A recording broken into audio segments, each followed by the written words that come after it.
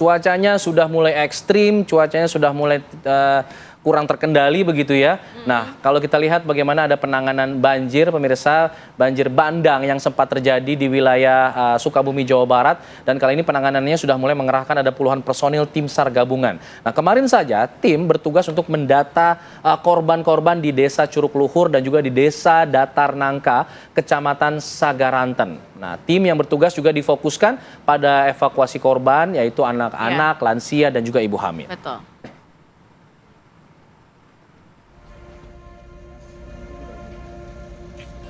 Penanganan banjir bandang yang terjadi di wilayah Kabupaten Sukabumi, Jawa Barat mengerahkan puluhan personel tim SAR gabungan.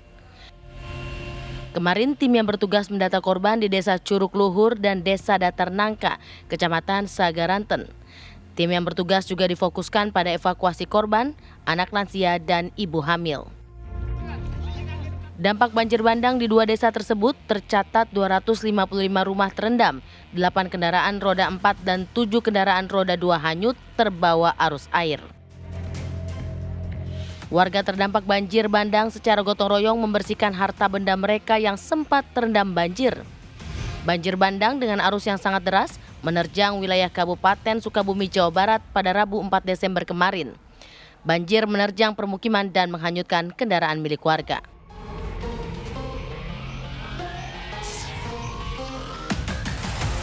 Kondisi pasca bencana alam longsor yang menerjang Cianjur, Jawa Barat sempat menutupi ruas jalan utama menuju Cianjur Selatan. Kondisi kini sudah bisa dilalui kendaraan dengan buka tutup jalan. Pihak PUPR Provinsi Jawa Barat menurunkan alat berat untuk membersihkan material longsor. Sementara itu bencana banjir yang menerjang sejumlah desa di 2 kecamatan Agrabinta dan Kecamatan Leles kini sudah mulai surut dan warga sudah kembali ke rumah masing-masing. Tim TV One mengabarkan.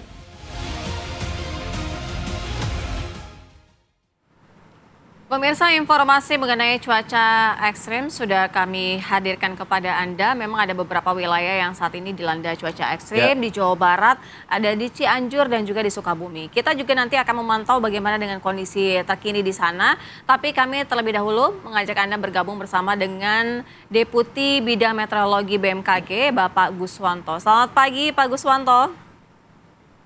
Selamat pagi, Sera dan Alfat. Ya. Pak Guswanto, bisa dijelaskan untuk wilayah Jawa Barat terlebih dahulu, ini cuaca ekstrimnya seperti apa Pak Guswanto? Karena kita tahu banyak pergerakan tanah, kemudian juga longsor, banjir. Baik, untuk kondisi cuaca khususnya di Jawa Barat ya, dan pada umumnya adalah di Jawa pesisir selatan. Jadi saat ini memang Jawa bagian pesisir selatan dan Jawa Barat lah juga di selatan itu sudah memasuki puncak musim hujan. Ini yang pertama. Yang kedua, itu kami juga mendeteksi adanya fenomena yaitu bibit siklon tropis 91S yang dia berposisinya adalah di sebelah barat daya daripada Banten ataupun Jawa Barat. Nah, kemudian kami juga melihat adanya fenomena Madden-Julian Oscillation. Jadi berdasarkan 3 fenomena tersebut yang saya sampaikan, maka terjadi peningkatan hujan di wilayah Jawa Barat bagian selatan. Artinya kita melihat ada Sukabumi, ada Cianjur, dan sekitarnya. Kemudian juga di situ di Banten sebelah selatan juga akan terimbas. Kemudian kalau kita melihat juga, dan ini masih berlangsung ya, jadi sedangkan fenomena Madden-Julian Oscillation itu sendiri sudah mulai bergerak ke arah timur. Namun untuk sirkulasi siklon atau bibit siklon tropis 91S itu masih. Dan dampak yang kedua di samping peningkatan curah hujan, dia akan membangkitkan gelombang tinggi di Samudra Hindia bagian selatan. Itu Sera yang bisa kita lihat. Ya.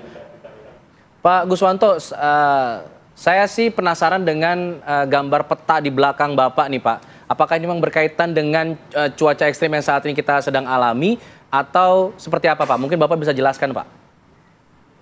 Baik, jadi yang di belakang saya itu adalah peta mungkin beberapa hari yang lalu ya, tidak sama dengan yang sekarang. Nah, Oke. kalau gambar yang sekarang saat ini kami melihat berdasarkan pantauan citra radar ya, itu di wilayah selatan saat ini sedang tidak berpotensi muncul hujan. Namun di sebelah utara kita lihat saat ini sedang mengalami hujan. Itu ada beberapa wilayah yaitu di sebelah barat Bengkulu, kemudian Banten, kemudian di sebelah utara Jawa Tengah, Jawa Timur, termasuk di Nusa Tenggara Timur.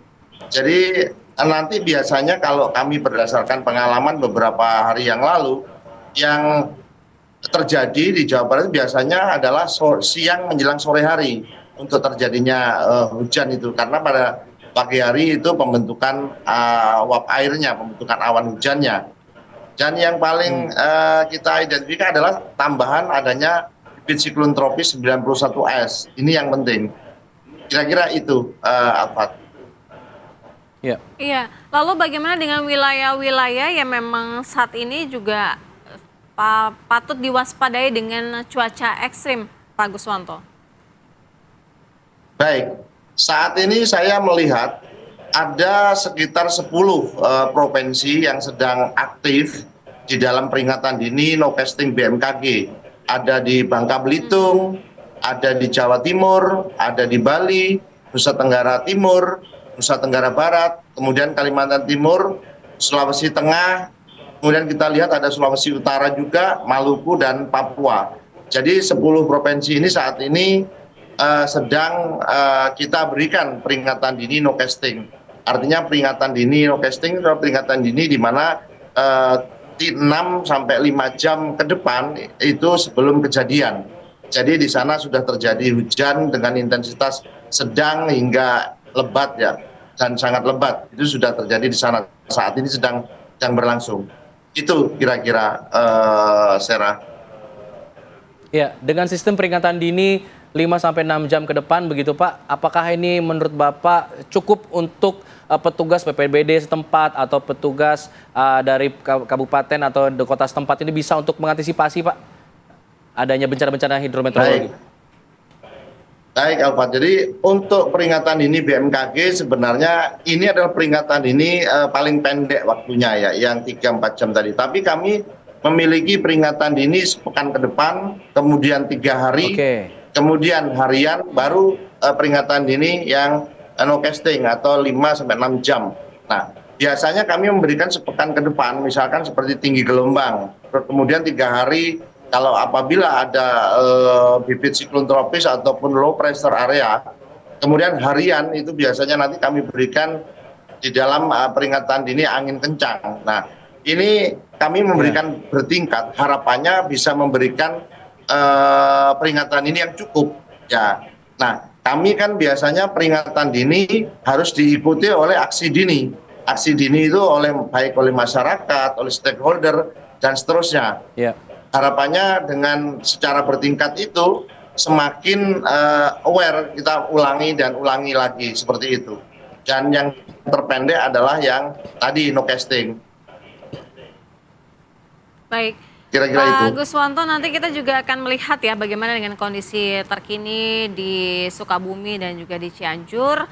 Dan juga kita masih nanti akan mengupdate lagi informasi dari Pak Guswanto. Usai jeda kami segera kembali. Tetaplah di Apa Kabar Indonesia Pagi.